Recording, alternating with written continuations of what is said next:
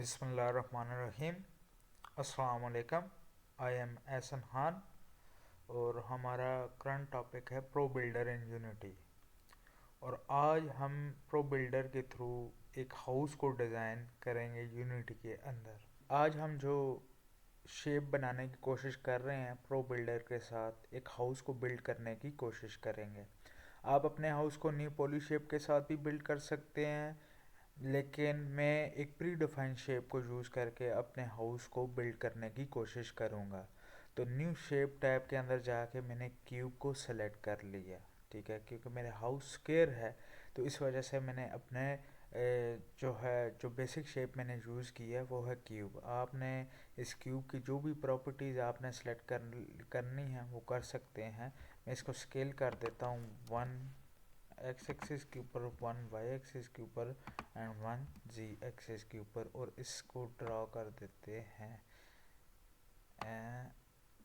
ठीक है, जितनी भी आपने अपने हाउस की हाइट, विड्थ और लेंथ रखनी है वो आप यहाँ से एडजस्ट कर सकते हो, या तो स्केल टूल को यूज़ करके आप इसको एडजस्ट कर सकते हो। अच्छा, अब मेरे हाउस में कुछ रूफ होगा, फ्लोर होगा और वॉल्स होंगी कुछ। इस केस में मेरे पास मेरे हाउस की 4 वॉल्स हैं। एक जो वॉल है मेरी बैक साइड पे आ जाएगी, एक लेफ़्ट साइड पे आ जाएगी, एक राइट साइड पे आ जाएगी, एक जो है फ्रंट साइड पे आ जाएगी। और हाउस में एंट्री के लिए मेरे पास डोर होगा। तो या तो हम सेपरेट क्यूब्स डाल डाल के ही जो है अपनी हाउस को बिल्ड करें, लेकिन मैं यहाँ पे सिंगल क्यूब के साथ पूरे हाउस को बिल्ड करने की कोशिश करूँगा। सिंगल क्यूब के साथ हाउस को बिल्ड करने के लिए मुझे इस क्यूब के अंदर कुछ ऐसी चेंजेस करनी पड़ेंगी जिनकी वजह से मैं अपनी वॉल्स को बिल्ड कर सकता हूँ।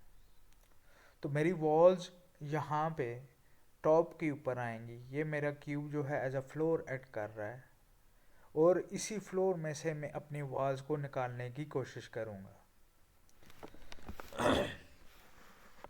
तो ये मेरा टॉप फेस है, इस फेस की डिवीजन में करूँगा। एक फेस को दूसरे फेस से डिवाइड किस तरह किया जाता है, इस एज लाइन के थ्रू डिवाइड किया जा सकता है। और प्रो बिल्डर के अंदर एक एडवांटेज ये भी है कि आप एक्स्ट्रा एज लाइंस डाल सकते हो। ठीक है, ये एक एज लाइन है, ये एक एज लाइन है, ठीक है, मेरे राइट साइड के ऊपर भी एक एज लाइन है। अगर मैंने इस टॉप फेस को डिवाइड करना है तो मुझे एक और लाइन यहाँ पे डालनी पड़ेगी, एज लाइन।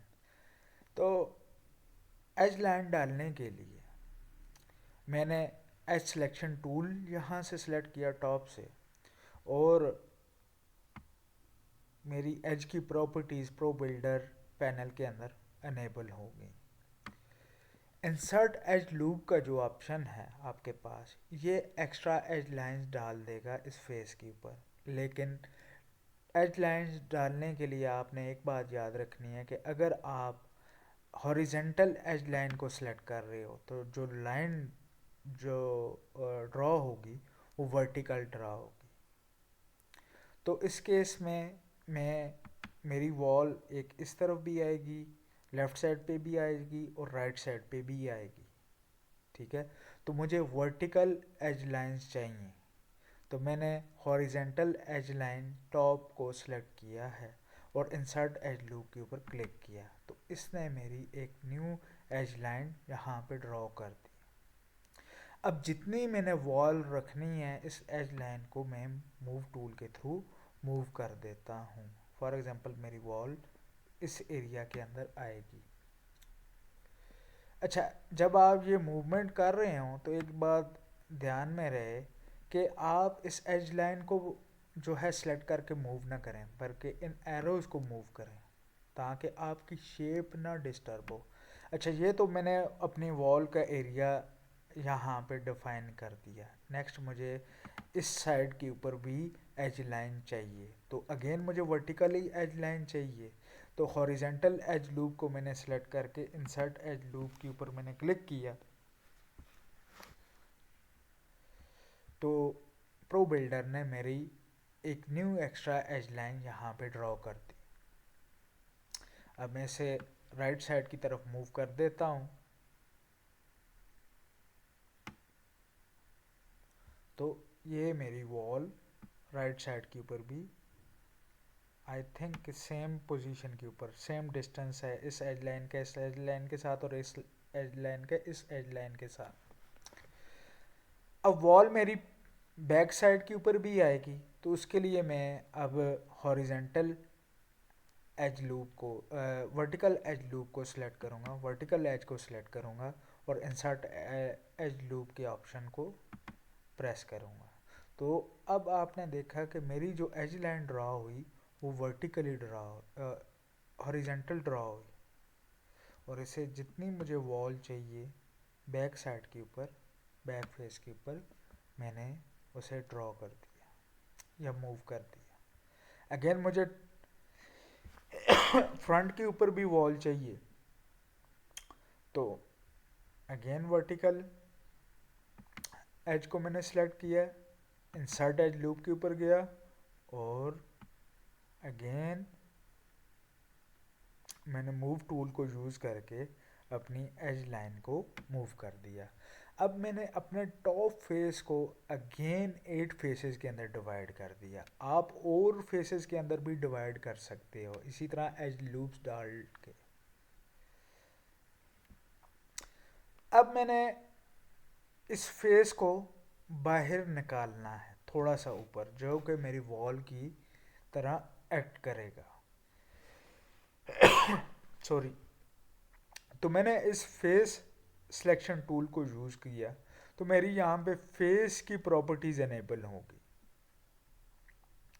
अब इस फेस को मैंने बाहर निकालना है, तो बाहर निकालने के लिए आपके पास जो ऑप्शन होगी वो होगी एक्सट्रूड फेसेस, जो कि आपके फेसेस को बाहर निकालेगी। प्लस के ऊपर मैंने क्लिक किया। अब जितनी आपको वॉल चाहिए उतना ही आप यहाँ पे वैल्यूज़ प्रोवाइड कर दें और एक्सट्रूड फेसेस के ऊपर सिलेक्ट कर लें। मेरी वॉल छोटी नज़र आ रही है, तो अगेन मैं 100 के साथ ऐड कर देता हूँ। मुझे लेफ़्ट साइड के ऊपर भी वॉल चाहिए, तो लेफ़्ट साइड के लिए अगेन मैंने लेफ़्ट साइड का फेस सिलेक्ट किया, एक्सट्रूड फेसेस के ऊपर गए और जो राइट साइड वाली है 112 के साथ एक्सट्रूड हुई, इसे भी मैं 112 के साथ एक्सट्रूड कर देता हूँ ताकि सेम हाइट रहे मेरी वॉल्स की। बैक साइड वाली को भी आप ऊपर लेके आ सकते हो। सिलेक्ट किया आपने फेस और एक्सट्रूड फेसेस की प्रॉपर्टी को यूज़ करके आपने इसे बाहर निकाल लिया।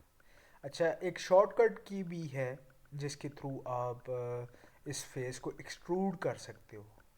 अभी ये जिस तरह के ये मेरा फेस है जिसको मैं बाहर निकालना चाहता हूँ, अगर आप एक्सट्रूड फेसेस की टैब को नहीं यूज़ करना चाहते, शॉर्टकट की शिफ्ट प्रेस करें, यहाँ से मूव टूल को सिलेक्ट करें, शिफ्ट प्रेस करें और अपने पॉइंटर को मूव करें, तो ये मेरा फेस एक्सट्रूड हो जाएगा।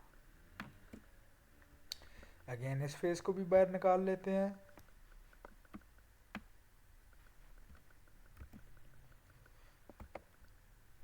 थोड़ा सा आगे मूव कर लेते हैं, शिफ्ट प्रेस किया एंड एक्सट्रूड। जितना भी आपको हाइट चाहिए उतनी आप हाइट रख लें। तो एक्सट्रूड फेसेस की प्रॉपर्टी को यूज़ करके मैंने एक सिंपल क्यूब से एक रूम जैसा स्ट्रक्चर बना लिया। अब मुझे इस रूम के अंदर एंट्री के लिए एक डोर चाहिए।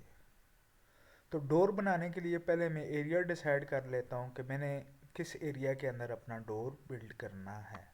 तो अगेन मैं इस एरिया के अंदर अपने डोर को बिल्ड करना चाहता हूँ। तो सबसे पहले मुझे अपने इस फेस को डिवाइड करना पड़ेगा अगेन। तो एज सिलेक्शन टूल को यूज़ किया मैंने और पहले मुझे इस डोर के लिए वर्टिकल डिवीजन चाहिए, तो मैं हॉरिजेंटल एज लूप को सिलेक्ट कर रहा हूँ। अच्छा, जब आप इस तरह के कॉम्प्लेक्स स्ट्रक्चर के साथ काम कर रहे होंगे तो हो सकता है कि आप इस एज लूप को सिलेक्ट कर रहे हों और आपकी लाइन जो है यहाँ पे ड्रा हो रही हो। तो उस प्रॉब्लम से बचने के लिए आप जिस फेस के ऊपर ड्रा कर रहे हैं लाइन, तो उस फेस के कॉर्नर को सिलेक्ट करें। फॉर एग्जांपल इस केस में मैंने जो है अपने लेफ्ट फेस को सिलेक्ट किया, ठीक है। अब जो लाइन ड्रॉ होगी इस तरफ ड्रॉ होगी। तो इंसर्ट एज लूप की प्रॉपर्टी को यूज़ करके मैंने लूप डाल दी, लेकिन बहुत सारे स्टूडेंट्स के साथ प्रॉब्लम होती है कि जब वो लूप सेलेक्ट कर रहे होते हैं वो रॉन्ग लूप सेलेक्ट कर रहे होते हैं। अब क्योंकि मैंने इस फेस के ऊपर क्लिक करके ये वाली एज लूप सेलेक्ट की है, तो अब जो लाइन ड्रॉ होगी इस एरिया के अंदर ड्रॉ होगी, इंसर्ट एज लूप। तो आपने देखा कि अगर आप एज लूप सही तरह सेलेक्ट करेंगे तो आपकी लाइन सही फेसेस के ऊपर ड्रॉ होगी। तो मुझे इस एरिया के अंदर अपना डोर बनाना है, तो पहले मैं हॉरिजेंटल डिवीजन कर लेता हूँ और एज लूप को सिलेक्ट कर लेता हूँ, इंसर्ट एज लूप। अब जितना मुझे डोर चाहिए उस हिसाब से मैं इसे पहले बॉटम डिवीजन कर देता हूँ। अगेन मुझे चाहिए as loop, insert as loop. तो जितनी आपकी डोर की हाइट है आप उतनी इस एज लूप को मूव कर दें। अब मुझे वर्टिकली डिवीजन चाहिए तो हॉरिजेंटल एज लूप को मैं सिलेक्ट कर रहा हूँ यहाँ से। अगेन इंसर्ट एज लूप के टैब के ऊपर गया और मैंने अपना डोर मूव कर दिया। अगेन टॉप को सिलेक्ट करें, इंसर्ट एज लूप के ऊपर क्लिक करें और जितने आपको डोर का एरिया चाहिए, अब ये एरिया मेरा डोर के लिए मैंने डिफाइन कर दिया। ये एरिया मेरा डोर का एरिया है। अगेन फेस सिलेक्शन टूल को सिलेक्ट करें और इस डोर के एरिया को सिलेक्ट कर लें। अब यहाँ से आप इस फेस को डिलीट भी कर सकते हैं। अगर आपका अपना डोर है बना हुआ है तो वो यहाँ पे आके अटैच कर दें। मैं यहाँ से इस फेस को डीअटैच फेस कर देता हूँ, ठीक है। और इस फेस को अब मूव कर लेते हैं। ये मैंने अपना फेस डीअटैच कर दिया। इस रूम को हम बाद में डिज़ाइन करेंगे, कर्लिंग करेंगे और दोबारा से यहाँ पे अटैच कर देंगे। तो मेरे रूम में एंट्री के लिए मैंने जो है डोर बना लिया। अब मुझे यहाँ पे मेरे इस रूम के अंदर मुझे एक स्विमिंग पूल बनाने की कोशिश करते हैं। तो बनाने के लिए अगेन या तो मैं एज लूप्स डालूं, लेकिन एक शॉर्टकट की भी है फेसेस को डिवाइड करने के लिए। शिफ्ट प्रेस करें, स्केल टूल सेलेक्ट करें, शिफ्ट प्रेस करें और जिस तरफ से आपने डिवीज़न करनी है वो आप डिवीज़न कर दें। अब यहाँ पे मैं अगेन डिवीज़न कर रहा हूँ। मेरा ये एरिया मैंने डिफाइन कर दिया। शिफ्ट प्रेस करके स्केल टूल को यूज़ कर लें तो ये आपका न्यू एरिया डिफाइन कर देगा। नहीं समझ आई, अगेन रिपीट कर लेते हैं। फेस सिलेक्शन टूल के अंदर जाएं, इस फेस को सिलेक्ट करें, ठीक है, स्केल टूल को सिलेक्ट करें, शिफ्ट प्रेस करें और जितना आपको एरिया चाहिए हॉरिजेंटली और वर्टिकली आप अपना एरिया डिवाइड कर लें। अब मैंने इस एरिया को नीचे लेके जाना है, डाउन लेके जाना है, तो मूव टूल सेलेक्ट किया मैंने, शिफ्ट प्रेस किया और ये मैं इजीली इसको नीचे लेके चला गया। तो यहाँ पे ये मेरा रूम डिज़ाइन हो गया। अच्छा, इस फेस के ऊपर या इस साइड के ऊपर मैंने अभी तक वॉल नहीं ड्रॉ की, तो अगेन फेस सिलेक्शन टूल के ऊपर जाएं, तमाम फेसेस को सिलेक्ट करें। अब क्योंकि ये फेस मेरे डिवाइड हो गए हैं तो आपको तमाम फेसेस सिलेक्ट करने पड़ेंगे। शिफ्ट प्रेस करें और जितनी आपको वॉल चाहिए आप एक्सट्रूड कर दें। ये मेरा एक हाउस रेडी हो गया प्रो बिल्डर के थ्रू, और मेरी एंट्री जो है मैंने बैक साइड के ऊपर रखी है। तो इस तरह प्रो बिल्डर के थ्रू आप कोई भी शेप कस्टम डिज़ाइन कर सकते हो। अच्छा, जो डोर मैंने बनाया था उसका फ्रंट फेस तो मैंने डिलीट कर दिया था, लेकिन बैक फेस डिटैच नहीं किया या डिलीट नहीं किया। एक बात याद रखिएगा, जब आप पाथ बनाने की कोशिश कर रहे हो तो ये इसका एक फ्रंट फेस है इस वॉल का, एक बैक फेस है। अगर आप इस फेस को डिलीट करना चाहते हो तो ये सिर्फ फ्रंट साइड से ही डिलीट होगा, आपको बैक फेस सेपरेटली डिलीट करना पड़ेगा। तो मैं इस बैक फेस के ऊपर भी जाता हूँ और उसे भी डिटैच या डिलीट कर देता हूँ। फेस सिलेक्शन टूल के अंदर गया और डिलीट फेसेस के ऊपर चला गया। ये अब फेस मेरा डिलीट हो गया और ये मेरा एंट्री पॉइंट मेरे हाउस के लिए बन गया।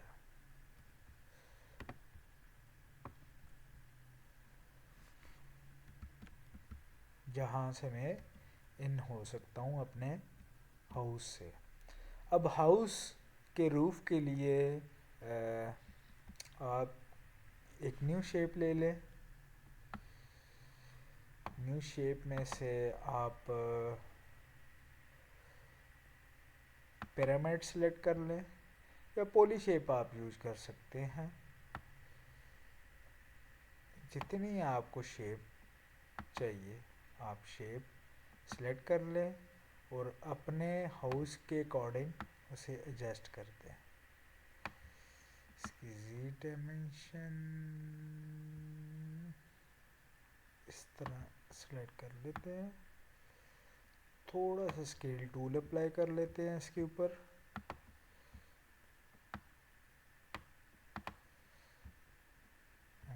पहले मूव टूल अप्लाई कर देते हैं।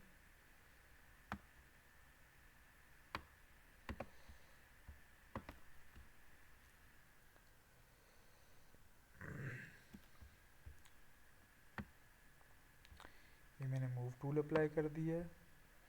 स्केल टूल अप्लाई कर देते हैं।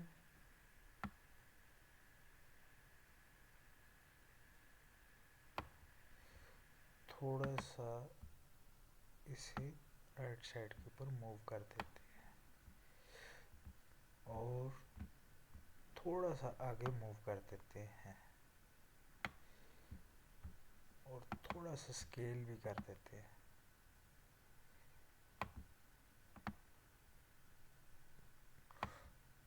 मेरे एजेस अभी भी बाहर हैं, थोड़ा सा और छोटा कर देते हैं। तो ये एक कंप्लीट हाउस मैंने बना लिया। तो इस तरह प्रो बिल्डर के साथ आप कोई भी कस्टम शेप बना सकते हो।